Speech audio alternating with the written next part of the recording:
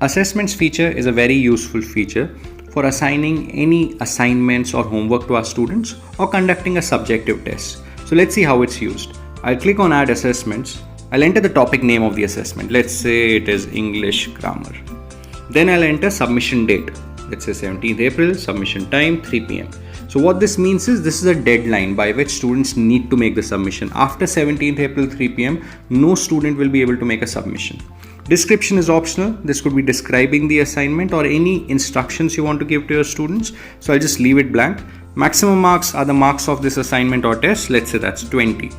Add files. Typically you would add your question paper here. So I'll just click on add files. So if I have it in front of me, I could just use the camera option to take a photo of that, or I could upload the document. Now let's say this document, this JPEG is the question paper. So I'll click on create and the assignment would be created and this would be live to all the students, and now students can start making submissions to this. I've got a notification that an assessment submission has been received from Aarti Sharma. So let's click on this.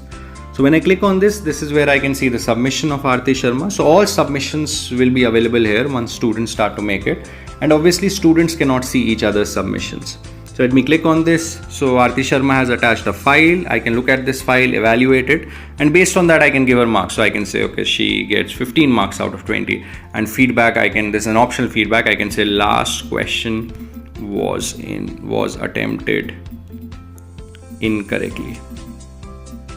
I can also send her an audio feedback just like I would do it on WhatsApp. So I can record and send her the feedback, but let's say I don't want to do that this time. So click on submit, so she will get the feedback. So similarly, all submissions would come here one after the other, and I could evaluate each of those submissions and give the feedback to students.